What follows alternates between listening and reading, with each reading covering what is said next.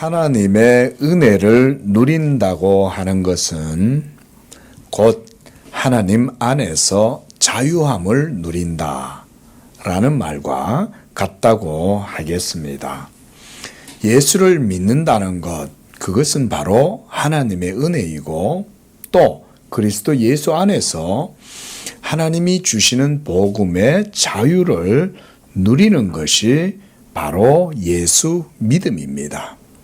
예수를 믿는데 자유하지 못하다면 그의 문제에 뭔가 문제가 있는 것입니다. 그의 신앙의 문제가 있는 것입니다. 그래서 우리는 우리 자신들의 믿음을 항상 이 복음에 비추어서 잘 살펴봐야 됩니다. 내 영혼이 진정 하나님으로 인하여 그리스도 예수로 인해서 자유로운가? 내가 하나님의 은혜 안에 굳건하게 서 있는가? 그런 자유로 인해서 내가 혹시 하나님의 법에 벗어난 건 아니냐? 방임하고 하나님의 법을 무시하고 아무렇게나 살아가고 있는 것은 아니냐? 그것도 영적으로 문제가 있는 거예요. 은혜와 자유, 이 속에는 절제함이 있습니다. 절제할 수 있는 능력은 자유하는 사람만이 할 수가 있는 거예요. 오늘 사도가 이제 로마서 12장에서부터 계속해서 교회와 성도의 삶에 대해서 말씀해 주고 있습니다. 우리가 다 알다시피 사도 바울의 모든 서신에는 먼저는 복음의 교리가 증거되고 그 다음에는 그 교리를 따르는 신앙의 삶이 강조된다는 것을 우리는 알 수가 있습니다. 사도 바울의 모든 가르침에는 그 복음의 교리에 따르는 신앙의 삶이 반드시 동전의 양면과 같이 강조가 되고 있습니다. 그래서 그의 목회 사역은 항상 성도들을 이 복음의 진리 위에 세워서 온전한 사람으로 세우는 것에 포커스가 맞추어져 있었습니다. 우리 양재교회도 또 부정한 종도 마찬가지입니다. 우리 모든 성도님들도 여기에 포커스를 맞추고 교회를 세우고 그리스도의 몸을 섬겨야 되는 것입니다. 온전한 사람을 이루어 그랬습니다. 나 한 사람의 신앙으로 서는 것이 아닙니다. 교회는요, 한 몸입니다. 그 몸 가운데 잘난 사람, 특별한 사람 없습니다. 모든 사람들이 다 은혜 안에 고르게, 그래서 전체적으로 평균적으로 이렇게 신앙의 지수가 같이 성장해 나가는 게 가장 건전하고 건강한 교회입니다. 온전한 몸을 이루는 우리 양재교회 되실 수 있기를 축원합니다. 그 속에서 여러분들의 믿음이 건전한 신앙 인격을 배우고 복음의 은혜와 자유를 누리고 나아가는 것입니다. 사도가 지난 시간부터 계속해서 이 복음 안에서 하나님의 은혜의 통치와 그 아래에서 겸손한 신앙과 또 신앙의 덕을 세우는 문제들에 대해서 말씀해 주고 있습니다. 오늘도 마찬가지로 사도는 계속해서 이 복음적 삶과 그리고 그 안에서 성도들의 삶이 영적으로 어떻게 이루어져야 하는가를 말씀해 주고 있습니다.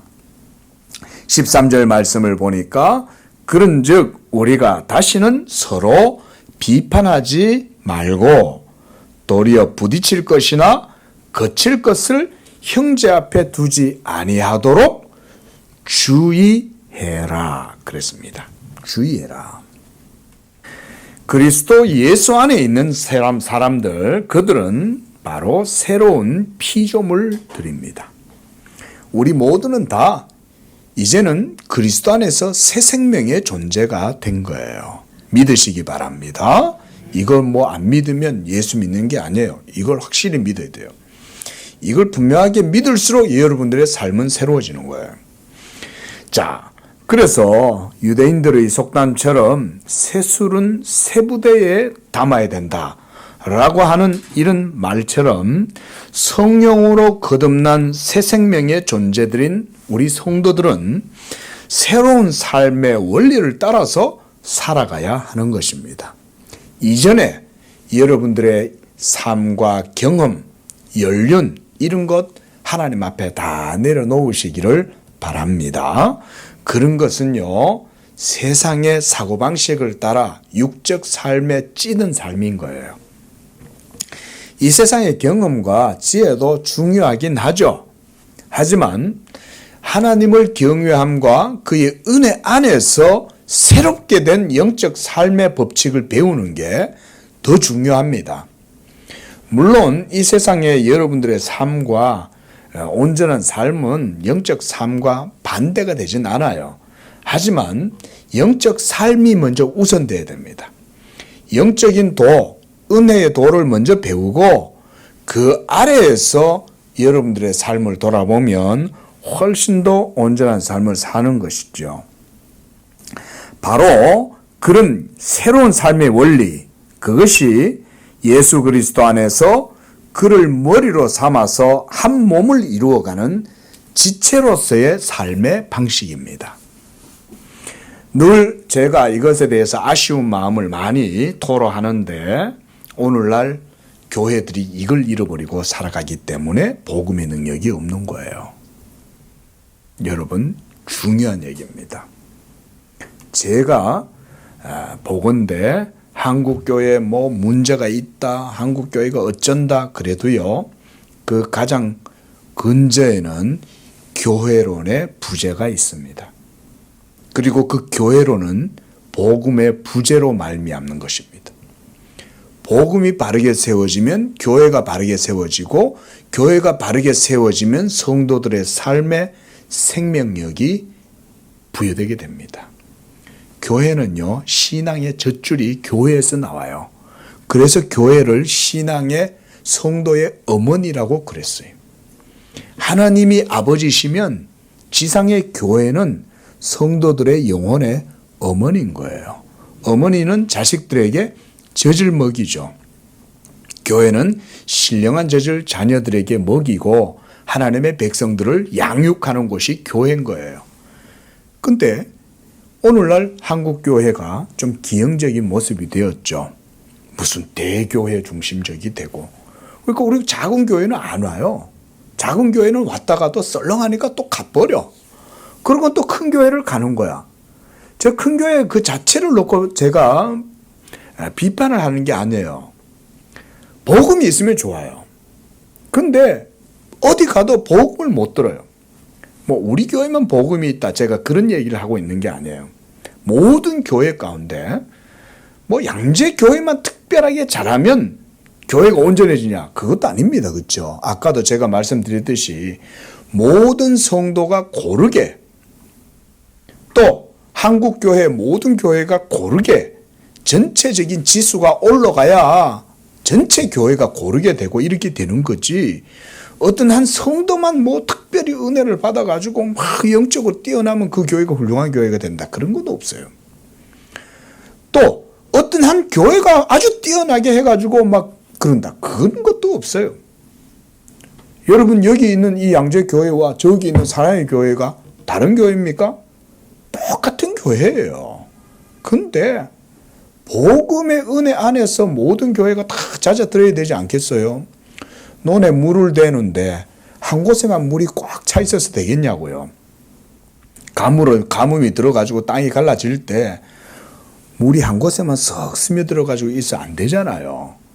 그 논 전답 전체에 다 물이 고르게 다 스며들어 흘러 들어가가지고 적셔 줘야 그 농사 전체가 다 온전해지는 것과 마찬가지로 교회들도 마찬가지예요. 우리 성도님들 기도하시기를 바랍니다. 한국교회를 위해서 이런 측면에서 우리가 기도를 해야 돼요. 하나님, 어느 한 교회도 흐트러지지 아니하고 온전한 교회를 세워지도록 축복해 주시옵소서. 양재교회가 복음의 은혜가 넘치면 다른 교회들도 복음의 은혜가 넘치고 복음의 진리가 모든 교회의 통치 원리가 되게 주시옵소서. 이런 마음으로 우리가 신앙생활을 해야 돼요. 그 개교회주의가 뭐 때문에 생겨나냐면 복음이 없어서 개교회주의가 생기는 거예요. 복음이 있으면 그리스도 안에서 통일을 지향하게 되겠죠. 그렇죠? 왜냐하면 그리스도는 만유해 주시고 모든 것을 다 그리스도 안에서 통일되게 하는 거잖아요. 근데 왜 통일이 안 될까요? 그리스도의 복음이 지배를 안 하니까 통일이 안 되는 거예요. 그러니까 개교회주의와 개인구원주의가 일어나게 되고 복음이 복음되게 못하는 거예요.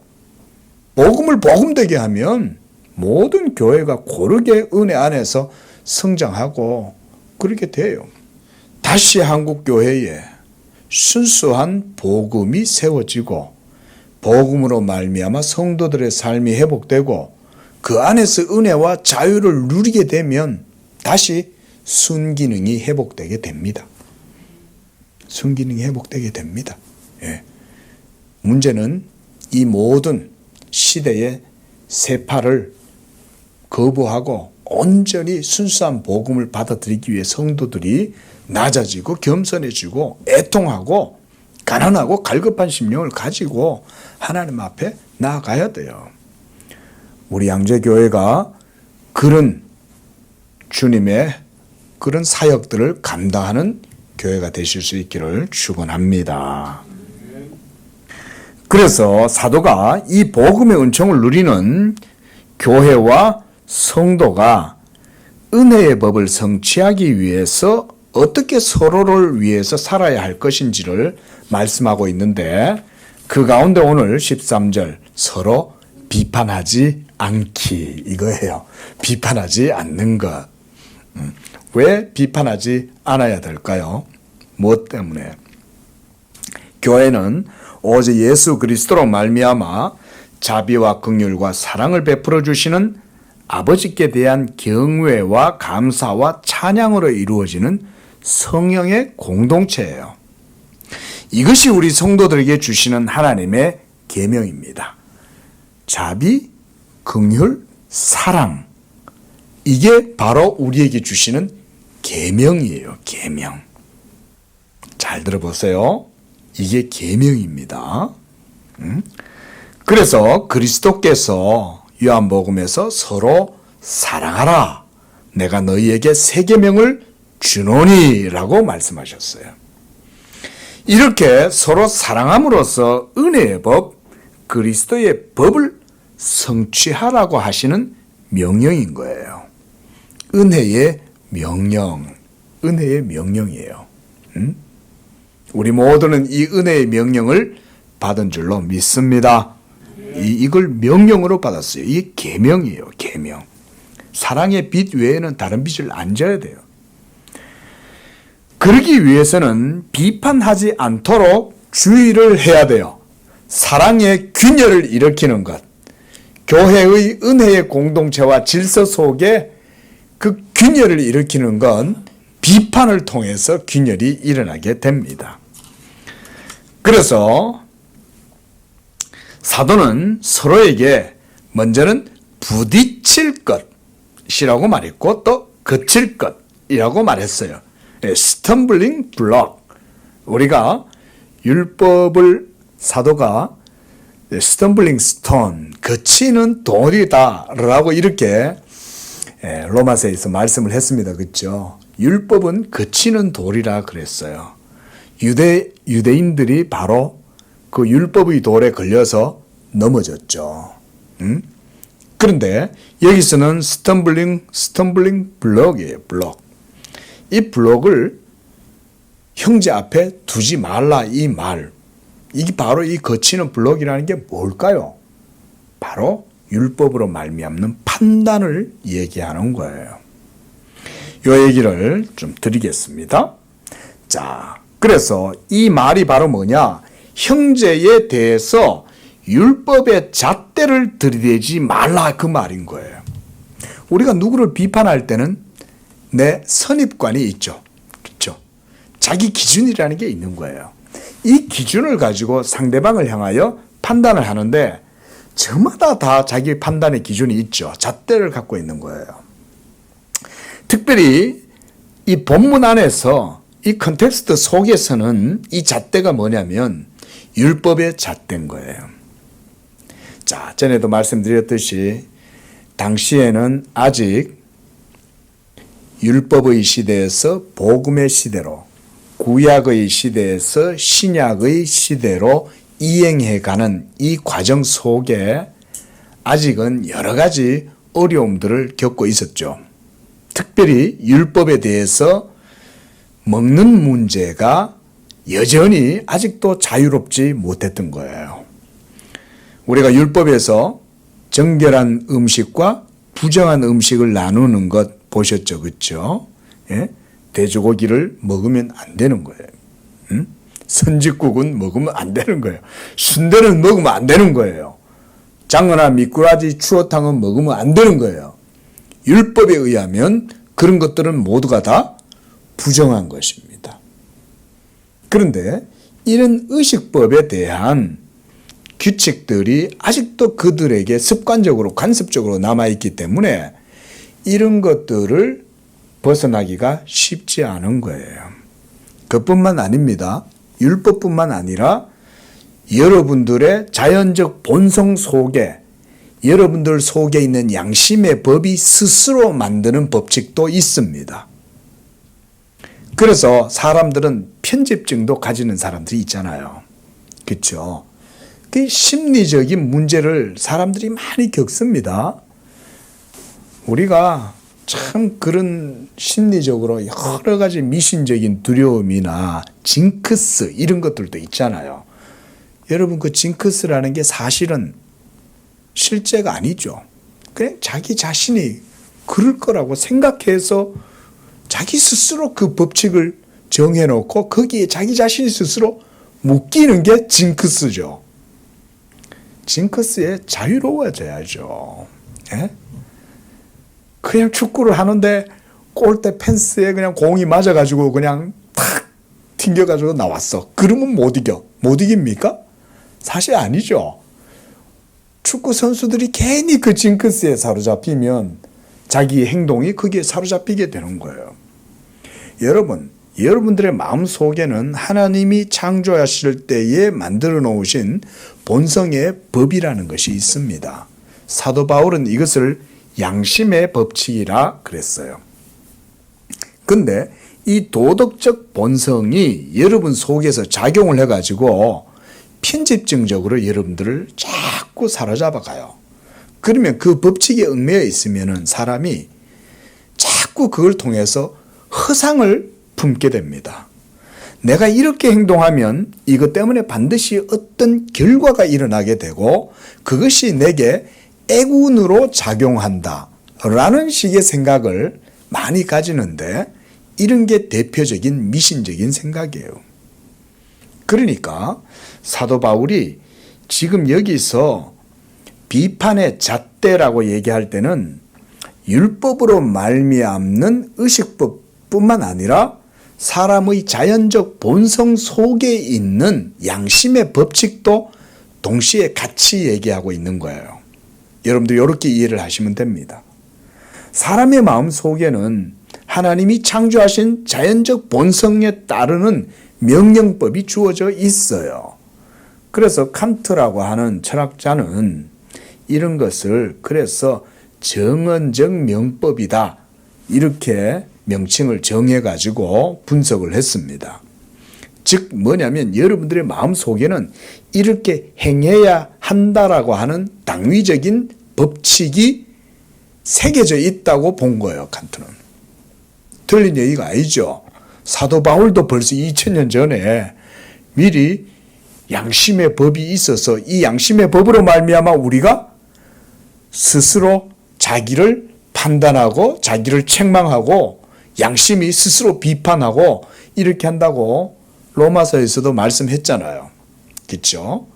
그러니까 사람의 마음은 예수 그리스도로 말미암아 죄사함의 은총을 누리지 못하면 영적으로 자유로울 수가 없어요. 그러니까 갖가지 심리적인 증후군 현상을 겪는 거예요. 오늘 사도가 그런 죄인들의 자유하지 못한 심령을 향하여 자유하고 그 자유를 통해서 다른 사람까지도 얽어매지 마라. 응? 네가 가지고 있는 그 양심의 법칙으로 잣대로 다른 사람 앞에 갖다 두고는 다른 사람에게 거치는 것과 거칠 것이 되도록 하지 말라는 거예요. 오늘 하는 말씀이 사도가 바로 그런 얘기를 하는 것입니다. 한마디로 그게 바로 뭐냐? 율법의 잣대다.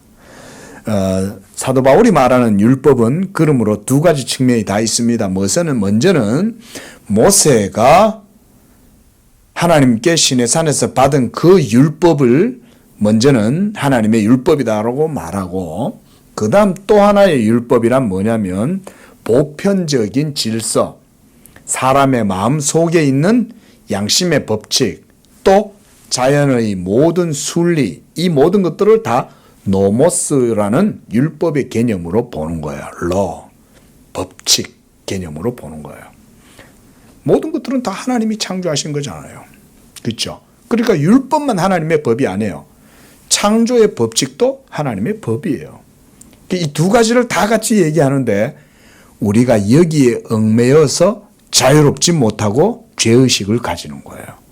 죄의식을 가지니까 그 죄의식을 피하려고 사람이 무슨 법을 써요? 나름대로 자구책을 구하는 거예요. 거기에서 생겨난 게 편집증이에요.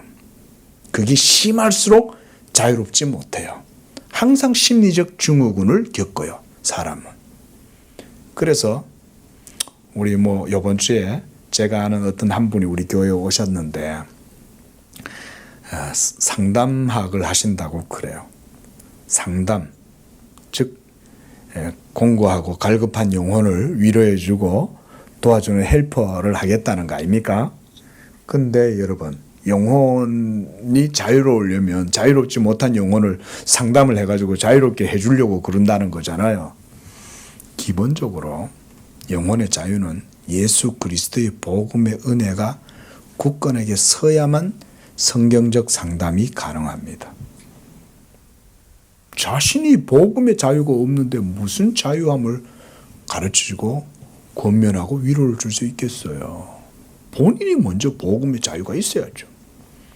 그래 따지면 목사도 마찬가지인 거예요.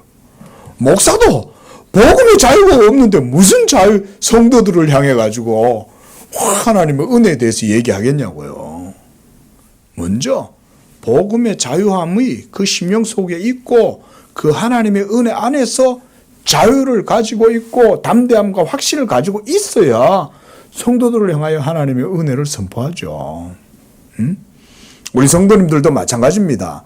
여러분들의 삶 속에서 모든 삶의 영역에서 여러분들이 복음의 은혜의 능력을 누리고 그걸 통해서 다른 사람들에게 빛과 소금의 영향력을 나타내려면 여러분이 먼저 하나님의 은혜 안에서 자유롭게 되어져야 돼요. 오늘 말씀을 통해서 이 자유를 누리실 수 있기를 바랍니다. 사도는 그리스도께서 십자가에서 다 이루신 율법의 성취로 말미암아 더 이상 그리스도 예수 안에 있는 믿음의 성도를 향해 하나님이 정죄하지 않으시고 판단하지 않는다는 복음의 복음을 바로 삶의 규범으로 본문을 통해서 제시해주고 있는 거예요. 우리 모두는 그리스도와 함께 십자가에 못 박혀 죽었고 다시 그와 함께 살리심을 받은 자들입니다. 예수를 믿는다면 이것은 객관적 사실이에요. 이걸 믿어야 되는 거예요. 나는 그리스도와 함께 죽었고 다시 살리심을 받았다. 오늘 그 말씀 볼 거예요. 이제 그리스도 안에서 한 몸이 된 우리 각 지체들은 머리가 되시는 그리스도로부터 은혜의 자양분을 온몸 받아서 이 온몸이 성령의 하나됨을 이루고 있는 것입니다. 할렐루야. 우리 안에 성령이 우리를 한 몸 되게 하시는 줄로 믿습니다. 이거 생각하면 즐겁지 않습니까? 예? 우리 건우를 보면서 배우는 게 참 많아요. 하나님이 이 늦음하게 참 아들을 주셔가지고 참 제가 배우는 게 많습니다. 하나님이 그나마 저거 하나 주셔가지고 참 많이 배우게 하는구나. 그거 없었으면 제가 목회하는데 참 여러 가지 교훈들을 깨닫지 못했을 거예요. 근데 이 자녀를 통해서 참 제가 배우는 게 많아요. 저 엄마하고 저하고 중간에서 탁 누워서 어떻게 하면 이렇게 팔을 싹 안아줘요. 이렇게. 막 서로 막 목을 지가 중간에 누워가지고는 이렇게가 뭘 하냐면 하나가 되자 이래요.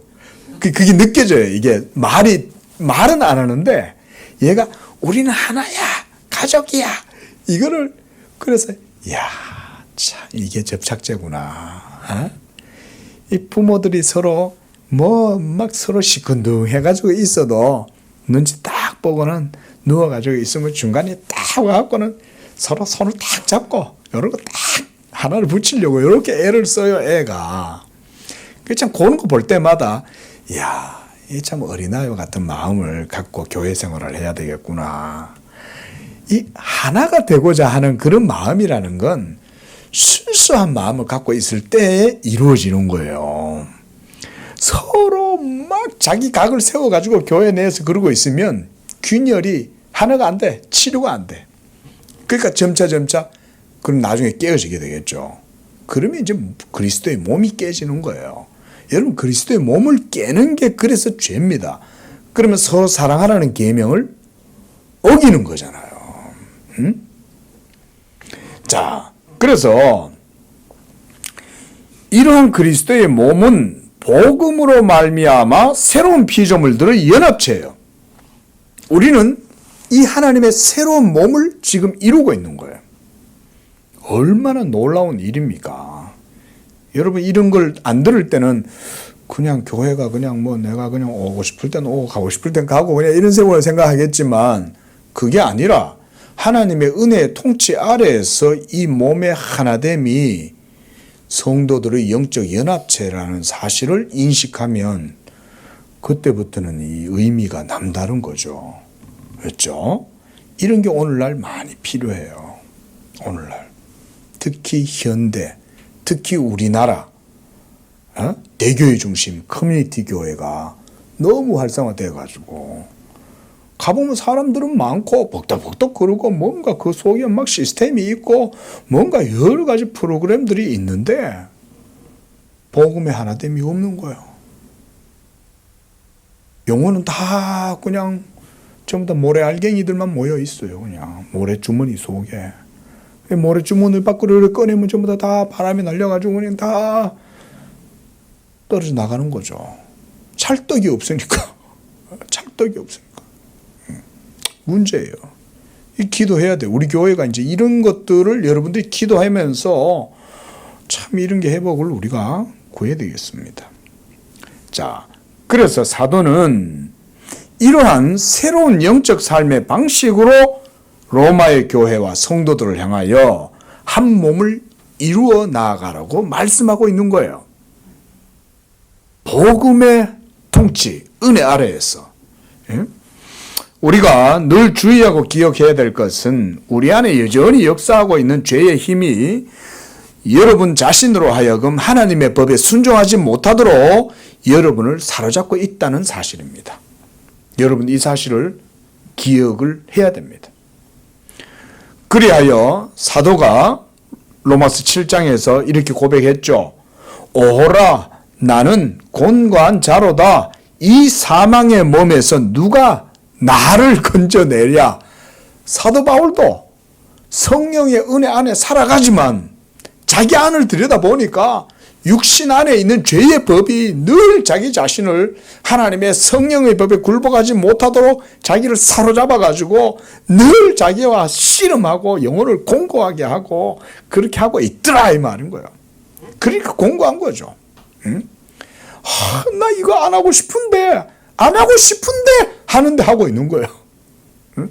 나 저거 하고 싶은데 나 하나님의 은혜의 법에 그 영광의 자유 가운데에서 내가 담대함과 즐거움과 복됨으로 살고 싶은데 그게 안 되는 거예요. 그러니까 이 두 법이 서로 싸우다가 그 중간에 끼어 있는 자기 자신은 고래 싸움에 새우등 터지듯 곤고해지는 거예요. 사도 바울의 표현을 저는 그렇게 생각해요. 예? 성령의 법과 내 안에 역사하는 죄의 법, 이 둘이 싸울 때 고래 싸움에 내 자신은 오더가도 못하고 중간에 끼어가 아무것도 못하는 거예요. 그래도 감사한 건 공고함을 느낀다는 얘기는 내 영혼이 살아있다는 증거죠. 그렇죠? 죄에 민감해져 가지고 잎새에 이는 바람에도 나는 괴로워했다. 야, 여러분 그렇게 영적인 감수성이 민감하면 잎새에 이는 바람에도 괴로워할 정도로 참 그 표현이 참 대단하지 않습니까? 심령이 얼마나 영적으로 민감하면 그거를 갖다가 거기다 투여를 해가지고 잎새에 이는 바람, 갈대처럼 막 흔들리는 자신의 모습을 잎새에다 비유를 하는 거 아니겠어요? 예.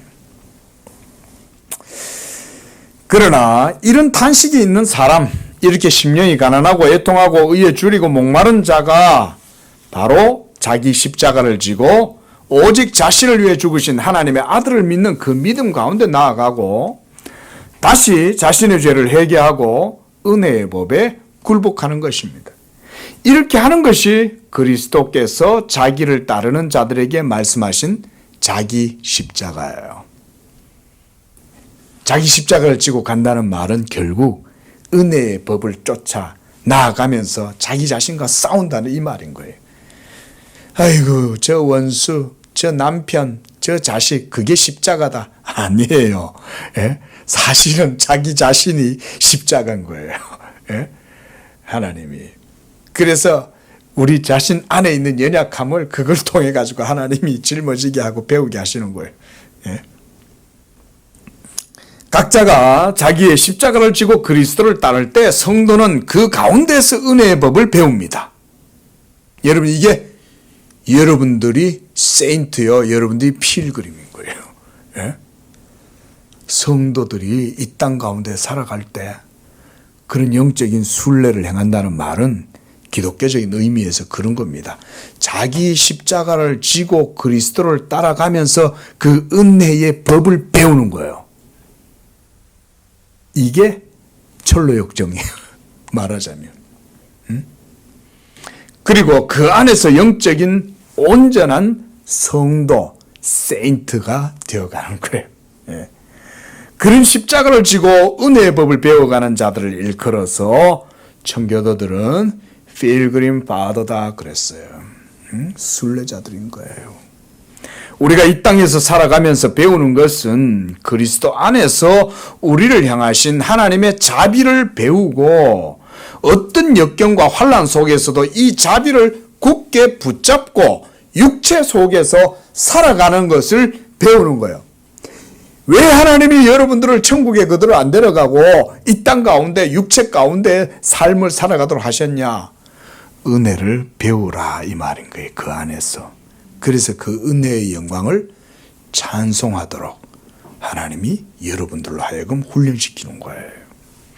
그래서 14절 말씀 보세요. 내가 주 예수 안에서 알고 확신하노니 사도가 이렇게 말했어요. 자, 사도는 지금 비판하지 말라 그러고 거친 돌과 거치는 것을 형제 앞에 두지 마라. 네 잣대를 가지고 그렇게 하지 마라. 라고 얘기하면서 이제 주 예수 안에서 내가 알고 확신한다 그랬어요. 그게 뭘까요? 확신하는 게? 바로 복음의 확신이죠. 그게 바로 복음의 확신인 거예요. 사도는 이것에 대해서 알고 있는 거예요. 그래서 무엇이든지 스스로 속된 것이 없어요. 다만 속되게 여기는 그 사람에게는 속된 거예요. 우리가 참 알레르기라는 게 있잖아요. 그렇죠? 저는 알레르기 같은 게 별로 없어요. 근데 가끔 가다 보면 알레르기 있는 사람들을 만나게 되더라고요. 야, 저 입장에서는 이해가 안 돼요. 저는 안 겪어봤거든. 저는 주사를 맞을 때 간호사들이 항상 묻잖아요. 뭐 알레르기 있습니까? 거부 반응이 있습니까? 저는 그런 게 별로 없어요. 뭐든지 덤덤하게 다 잘 받아들이고 잘 먹고. 어릴 적에 저희 큰 집은 예수님을 안 믿으셔서 제사를 지냈는데 가보면 제사 음식이 쭉 널려 있거든요. 그러면 저희 큰어머니께서 참 조카 왔다고 그 정말 좋아하는 날 맛있게 그냥 국을 묵국을 넣어가지고 제사 음식 같이 넣어가지고 이제 이 국을 끓여가지고 딱 준다고요. 제사 지낸 제사 음식을 먹으면 이게 식어가지고 비릿비릿해요. 그래도 저는 신경 안 쓰고 잘 먹어요. 교회를 다녀도. 어려도 그건 뭐 아무것도 아니지 뭐 귀신이 와서 먹겠어? 그까짓 거 그냥 음식이지. 저는 그 생각하고 그냥 먹었어요. 근데 제 동생은 와가지고 그걸 먹으면 반드시 탈이 나는 거예요. 얘는 토하고 어지러워가 쓰러지고 뭐 이러는 거예요. 사람마다 다 달라요. 저는 그냥 아무렇지 않게 그냥 먹어요. 그냥 제사상에 있는 것도 내가 꺼내와가지고 문어 얼마나 맛있어요. 그죠? 꼬챙이에 끼워놨는 거 그거 쭉 빼가지고 먹으면 문어도 맛있어요. 고기도 또 얼마나 맛있는지 몰라요. 생선도 맛있고 소고기도 맛있고 빼가지고 막 우적우적 먹거든요. 제사 음식이라도. 근데 제 동생은 그걸 못 먹더라고요. 근데 제가 야, 너 그것도 못 먹냐? 라고 이렇게 비난을 하면 되겠냐고요. 또 그걸 못 먹는 사람이 먹는 사람을 향하여 또 비판을 하는 이렇게 할 수 있죠. 어떻게 제사상에 올린 음식을 예수 믿는 사람이 먹냐? 그거 귀신이 이미 먹은 건데 귀신 먹은 걸 먹냐? 또 이렇게 많이 비난한다 쳐봐요. 지금 여기서 14절에서 말씀하고 있는 내용이 바로 그런 얘기예요. 당시에는 헬라 시대니까 다이애나 신전에 제우스 신전에 드린 제사 음식들이 시중에 유통이 된다고요. 그러면 이런 것들을 먹어야 되나 말아야 되나 라고 하는 문제들이 있겠죠. 그래서 사도 바울은 고린도전서 같은 곳에서도 묻지 말고 먹으라 그래요. 괜히 알면 양심이 거리끼잖아요. 그러니까 이게 제우스 신전에서 드려진 건지 안 드려진 건지 그거 묻지 마라. 그냥 그건 고기는 그냥 고기다 이 말인 거죠. 아무것도 우리가 이런 걸 따라서 이제 가치 중립적이다 이런 말 하잖아요. 그렇죠? 다만 그것을 속되게 여기는 그 사람은 자기의 양심 때문에 그걸 먹기가 꺼려지겠죠. 그러면 그걸 안 먹으면 되는 거예요. 근데 그걸 또 먹는 사람이 있단 말이에요. 알고도 먹는 사람이 있어요. 또 저처럼 제사 음식인 줄 알고도 먹는 거예요. 근데 그 사람은 자기 양심에 벌써 담대함이 있는 거죠. 이거 뭐 아무것도 아니잖아. 그럼 먹어도 제 속에서 전혀 거부 반응이 없어요. 원래도 잘 먹는 게 소화는 또 얼마나 더 잘 돼. 예? 그러니까 자유한 거죠. 속되게 여긴다는 말은 아까 말씀드렸듯이 자기 자신 안에 있는 양심의 법칙에 얽매여 있는 그 사람은 그것을 속되게 여겨서 부정한 것이라고 생각하기 때문에 그것을 먹지 않는 거죠. 그러나 주 예수 안에서 확신한다 라고 말씀했어요. 자, 이것에 대해서 좀 보겠습니다. 그리스도께서 복음 사역을 통해서 우리 죄인들에게 베풀어 주신 은총 가운데 가장 큰 은사가 저는 바로 자유라고 생각을 합니다. 자유. 여러분, 진정한 자유는 헌법이 보장하는 민주 시민의 자유가 아니에요. 하나님과의 영적인 관계에서 진정한 자유가 진짜 자유예요. 이 자유를 사람들은 누리지 못하고 살아가고 있는 거예요. 하지만 복음의 자유는 하나님께서 그리스도의 십자가를 통해서 죄인들에게 주신 가장 큰 은총이고 선물이에요. 그래서 그리스도께서 십자가로 말미암아 행하시고 이루신 일은 우리 죄인들을 향하여 정죄하고 쏘는 율법을 그리스도께서 자기의 몸으로 말미암아 십자가에 그 율법을 어떻게 해버렸어요? 율법 증서를 십자가에 못 박아버린 거예요. 그래서 그리스도의 몸에 율법이 같이 못 박혀갖고 십자가에서 율법이 도말된 거예요. 우리 그 내용을 잠깐 보겠습니다. 골로새서 2장 11절 찾아보시기 바랍니다.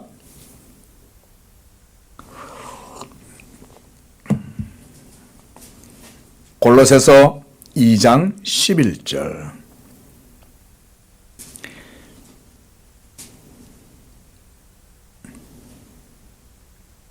좀 교회가 좀 크면 방송실에서 딱 PPT로 딱 띄워가지고 해주면 좋을 텐데 우리 교회 부흥해가지고 좀 그런 일들이 좀 있었으면 좋겠어요. 자, 아직은 개척교회니까. 자, 11절. 자, 보세요. 또 그 안에서 너희가 손으로 하지 아니한 할례를 받았어요. 이 할례가 예수의 십자가에 의해서 여러분들의 심령이 손으로 하지 아니한 영적 할례가 이루어진 거예요. 그래서 곧 그 할례를 설명합니다. 육의 몸을 벗는 것이에요. 이게 그리스도의 할례예요. 그러니까 그리스도가 십자가에서 죽으심으로 여러분들의 영적인 할례가 이루어진 거예요. 그 다음 12절. 너희가 세례로 그리스도와 함께 장사되고 죽은 자들 가운데 그를 일으키신 하나님의 역사를 믿음으로 그 안에서 함께 일으키심을 받았어요. 믿음으로 우리는 그리스도와 함께 죽고 또 그리스도와 함께 살리심을 받았어요. 그 표가 뭐라는 거예요? 세례라는 거예요. 세례. 또 13절. 또 범죄와 육체의 무할례로 죽었던 너희를 하나님이 그와 함께 살리시고 어디서? 십자가에서. 그리스도와 함께 내가 죽고 그리스도와 함께 내가 다시 살리심을 죄송합니다. 그리스도와 함께 하나님이 우리를 다시 살리시고 그렇게 했다는 거예요. 그리고 우리의 모든 죄를 사하시고 14절 보세요. 우리를 함께 시작. 우리를 거스르고 불리하게 하는 법조문으로 쓴 증서를 지우시고 제하여 버리사 십자가에 못 박으시고 그랬어요. 여기에서 우리를 거스르고 불리하게 한다. 아까 여러분 스텀블링 블럭이라고 그랬죠. 거치는 것, 여기에서 거스르는 것 비슷한 의미예요. 여러분들을 거스르고 여러분을 불리하게 하는 거예요. 여러분들에게 장벽을 치는 거예요. 뭐가? 율법이. 그래서 법조문으로 쓴 율법의 증서를 하나님이 그리스도와 함께 십자가에 못 박음으로써 제하여 버리신 거예요. 제거해 버리신 거예요. 율법을. 율법이 제하여지면 어떻게 돼요? 더 이상 여러분들을 정죄하는 판단 근거가 기준이 사라지죠. 그러면 더 이상 우리를 정죄할 것이 없어요. 그러므로 그리스도 예수 안에 있는 자에게는 뭐가 없어요? 결코 정죄함이 없다. 우리 권사님 이거 다 외우고 계시죠, 그죠? 이제는 잊어버리셨어요? 보통 이 정도 되면 막 자동으로 슬슬 나오시는데, 자, 또 한번 찾아보겠습니다. 갈라디아서 5장 1절. 자, 시작. 그리스도께서 우리를 자유롭게 하려고 자유를 주셨으니 그러므로 굳건하게 서서 다시는 종의 멍에를 매지 말라. 그 다음 13절. 자, 시작. 형제들아 너희가 자유를 위하여 부르심을 입었으나 그러나 그 자유로 육체의 기회를 삼지 말고 오직 사랑으로 서로 종노릇하라. 사랑의 종이에요. 사랑의 종. 우리는 은혜에 순복하고 사랑에 빚진 자들이에요. 서로 종이에요. 그래 따지면. 자, 보세요. 그리스도께서 우리를 자유하게 하시기 위하여 십자가로 자기의 몸을 하나님께 드리신 거예요.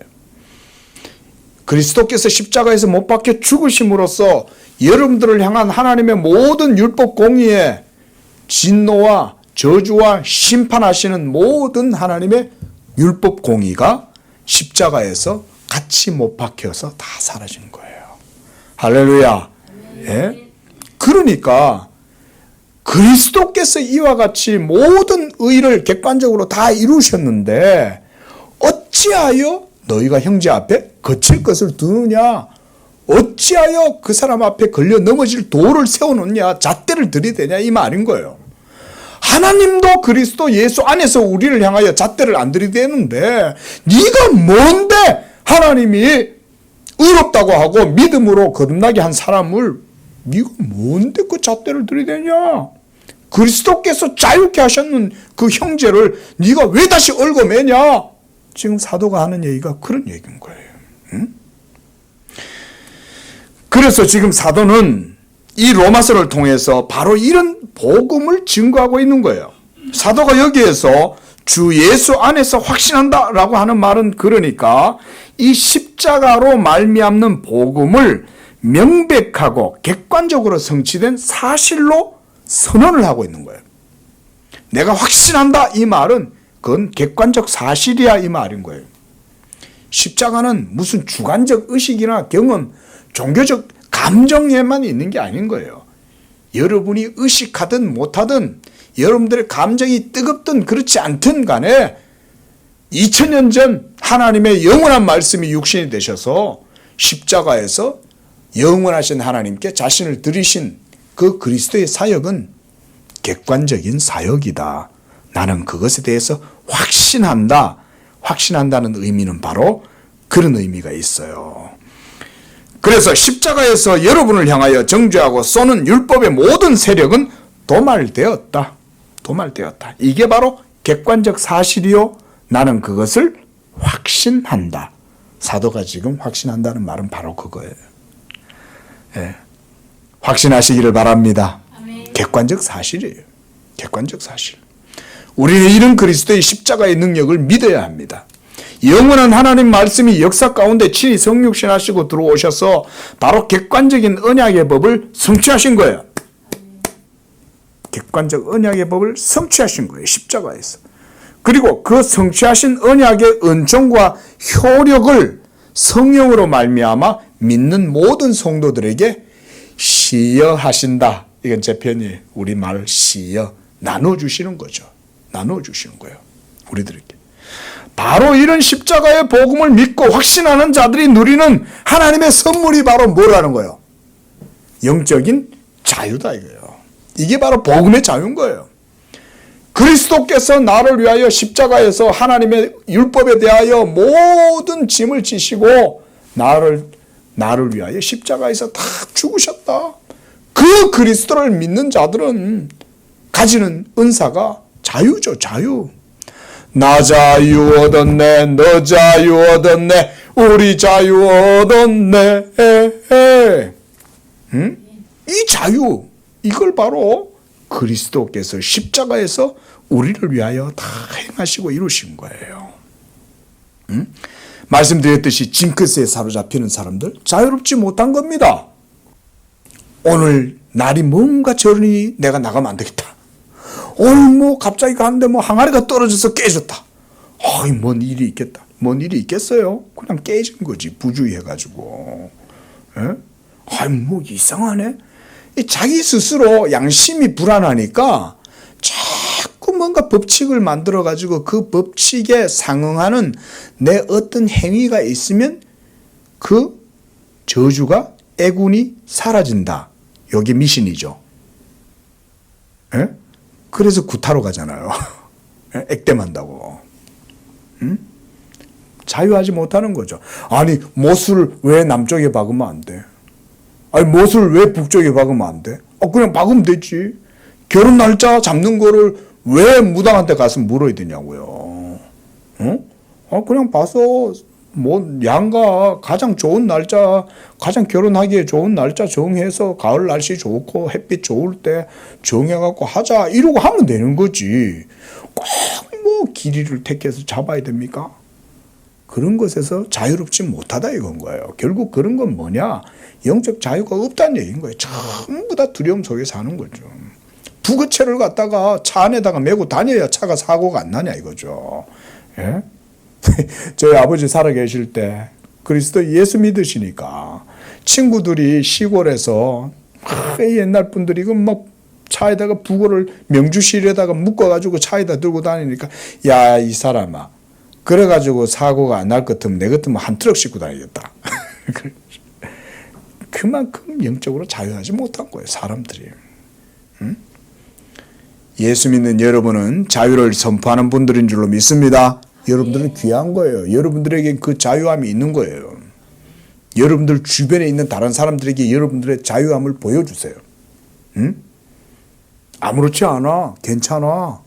옛날에요, 우리나라 선교 초기 때 복음 전하는 사람들이 와가지고요, 그 부적 찢어내고 막 이런 거 보면요, 기겁합니다. 예수 안 믿는 분들요. 신주단지 갖다가 밖에다 버린다는 건 생각도 못 해요. 예? 근데 복음이 들어와가지고 예수의 영을 받고 나니까 자유로워지니까 막 신주단지 같은 거 다 박살 내버리고, 예? 제사상이나 막 제기 같은 것도 다 갖다 내버려, 불태워버리고, 미신에 물든 것들은 다 갖다 버리니까 예수 안 믿는 사람들은 뭐 기겁을 하는 거죠. 아무것도 아니죠. 그런 게. 그래서 죄가 여러분 안에 있기 때문에 이 영적 자유를 누리지 못하는 거예요. 우리의 심령은 늘 이 죄로 말미암는 율법의 정죄와 그것으로 인한 심리적인 증후군을 늘 겪으면서 살아요. 복음이 들어가면 자유로워져요. 예수를 그래서 믿으라고 그러는 거예요. 당신 자유가 필요합니다. 이 말인 거예요. 예수 믿으세요. 예? 그래서 저는 특별히 오늘 본문이 그런 죄로 말미암는 양심의 심리적 증후군에 대해서 사도가 말하고 있다고 생각을 해요. 그건 바로 성과 속, 즉 정결한 것과 속된 것을 구분하고자 하는 심리적, 병리적 현상이에요. 특히 먹는 것에 있어서 사람들은 정결한 것과 속된 것을 구분하려고 하는 심리적인 이런 현상을 겪게 되는데, 이는 양심이 자유를 누리지 못하기 때문에 겪게 되는 심리 현상이에요. 여러분, 성령의 역사는 여러분들의 심리뿐만 아니라 모든 생활 습관도 변화시킬 수 있는 줄로 믿습니다. 하나님의 은혜의 능력으로 그걸 이기는 거예요. 예? 복음의 자유는 인간의 심리 근저에 작용하는 뿌리 깊은 정신의 의식까지 해방과 자유와 정화를 가져다 줍니다. 그래서 예수를 믿을 때 그 믿음 가운데에 주 십자가의 은총을 거기에서 확신하고 거기에서 내 생명의 기쁨이 있구나 라는 것을 알게 되는 거예요. 저기 십자가에서 이렇게 십자가에서 모든 것들이 내게 주어진다는 것을 고백하게 되는 것입니다. 우리 앞에 있는 로마서 7장으로 한번 넘어가 보시기 바랍니다. 로마서 7장. 자, 4절입니다. 함께 읽어보겠습니다. 시작.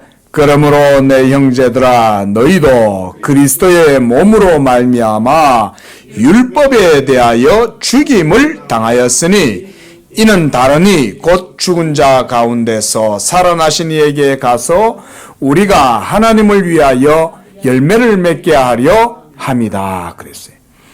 그리스도의 몸으로 말미암아 우리가 어떻게 됐다는 거예요? 율법에 대하여 죽임을 당하였어요. 그리스도와 함께. 율법에 대하여 죽임을 당하였으니까 더 이상 율법이 여러분을 정죄할 수 있어요, 없어요? 왜냐하면 우리는 더 이상 그 법이 여러분들을 얽어맬 수가 없잖아요. 죽었으니까. 예? 그래서 8절 하반절에 보면 이렇게 얘기하죠. 율법이 없으면 죄가 죽은 것임이니라 그랬어요. 그러니까 율법이 그리스도와 함께 십자가에 못 박혀가지고 도말돼 버렸으니까 하나님의 판단 기준이 사라져 버린 거예요. 한마디로. 그러면 여러분들에게 혐의가 있어요, 없어요? 이제 혐의점을 찾을 수 없죠. 법이 이제 적용이 안 되니까. 그러니까 율법이 없으면 죄가 죽었다는 말은 바로 그런 거예요. 죄가 없어졌다는 말이 아니에요. 더 이상 죄는 죄로 정죄를 당하지 않는다 이런 말인 거예요. 그리스도께서. 자, 그 다음 한 번 더. 갈라디아서 2장 19절과 20절. 이건 뭐 우리가 다 잘 아는 거죠.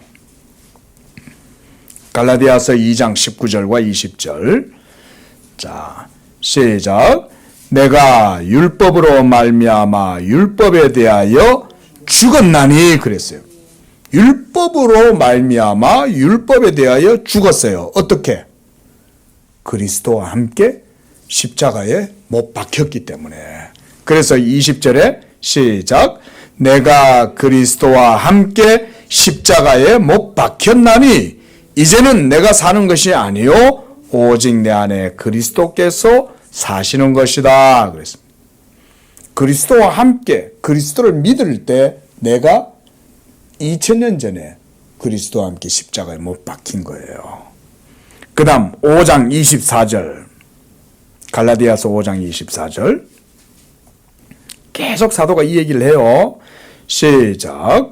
그리스도 예수의 사람들은 육체와 함께 그 정욕과 탐심을 어떻게 해버렸어요?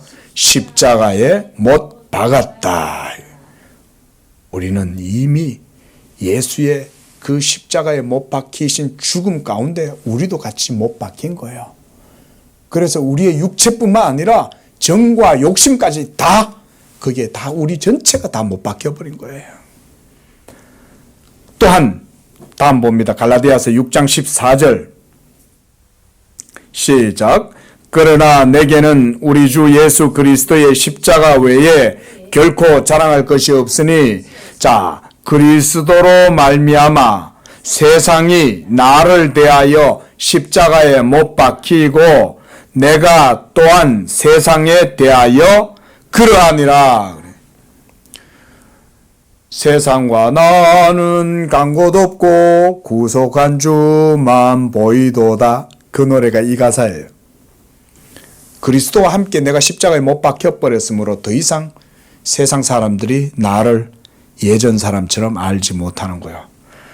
한 번씩 우리 고향 친구들이 옛날에 잘 놀던 남상수 생각이 나가지고 연락이 와요. 야 상수야 한번 만나자. 근데 더 이상 옛날에 그 상수는 없어요.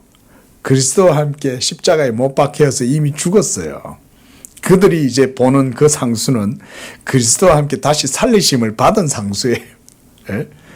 여러분도 그런 줄로 믿습니다. 세상에 대하여 여러분들도 그래요. 여러분들은 세상에 속한 사람들이 아니에요. 한 번 더 찾아보겠습니다. 골로새서 2장 14절이에요. 여기서도 동일하게 얘기합니다. 시작.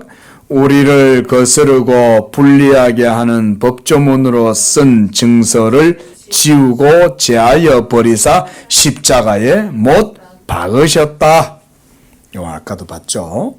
자, 여러분 이렇게 그리스도께서 우리의 자유를 위하여 십자가로 말미암아 모든 객관적 사역을 다 성취하고 이루신 거예요.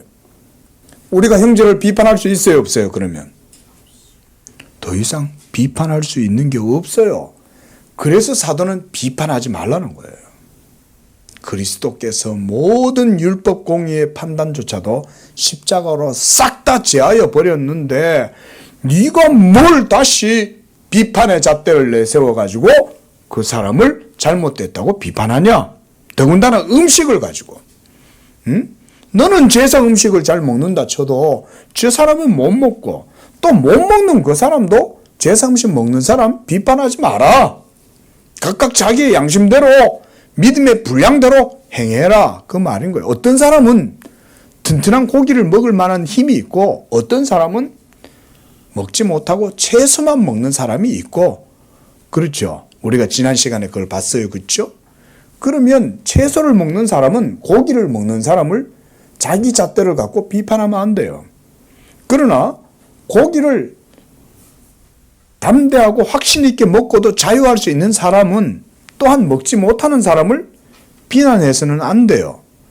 그의 연약함을 도리어 자기의 짐으로 생각을 해야 되는 거예요. 이게 사랑의 빛이죠. 지금 사도가 말하고 있는 공동체의 법칙이 바로 이런 겁니다. 복음의 은혜 안에서 복음의 은혜의 통치 아래에서 서로 각각 자기 자신의 믿음을 지키되 연약한 자를 돌보고 배려하고 그렇게 세워나가다 이거예요. 그래서 사도가 갈라디아서 5장 1절에서 그렇게 말씀했죠. 그리스도께서 우리를 자유롭게 하려고 자유를 주셨으므로 굳건하게 서서 다시는 종의 멍에를 매지 말라. 나도 매지 말고 타인에게도 그 멍에를 짊어지우지 말라는 말이죠. 그러므로 이런 잣대를 들이댄다는 것은 바로 뭘 의미하냐면 연약한 믿음의 양심에 성도들의 자유를 제한하고 빼앗는 거예요. 이거야말로 폭력이에요. 이게 진짜 폭력인 거예요. 근데 여러분, 이 폭력이 암암리에 보이지 않습니다. 교회 내에 있으면요, 말은 안 해요. 너 왜 그래? 너 그거 하면 잘못된 거야. 이렇게 안 해요. 근데 벌써 교회 안에 딱 들어오면 자기 각을 딱 세워가 교회 안에 들어오는 거예요. 그 성령에 순복하고 은혜 안에 하나 되기를 힘쓰지 않고 벌써 자기 각을 딱 세워갖고는 교회 안에 가만히 있잖아요. 그러면요, 다른 사람은 알아요. 이게 대해 보면 그 사람 말 몇 마디 들어보면 벌써 저 사람은 자기 스타일이나 캐릭터가 강하네. 그리고 그걸 가지고 다른 사람들을 보고 있네. 이게 느껴지죠. 그러면 다른 사람들이 편안함을 느끼지를 못해요. 암암리에 벌써 다른 사람의 자유를 제한하고 빼앗는 거예요. 그래서 교회에 올 때는 먼저 딱 저는 그런 생각해요. 예배당 딱 들어오기 전에 마음을 벌써 그리스도의 피에 내 발을 담가야 돼. 교회 들어오기 전에 여러분 꼭 기억하세요. 예배당에 들어오기 전에 주여 내가 그리스도의 그 피에 내 발을 담그고 내 발을 씻습니다. 이러고 예배당 안으로 들어오십시오. 예? 이 자유를 빼앗는 사람들이 항상 있다. 그 갈라디아서 2장 4절에 보면 사도가 이런 얘기를 합니다. 이는 가만히 들어온 거짓 형제들 때문이다.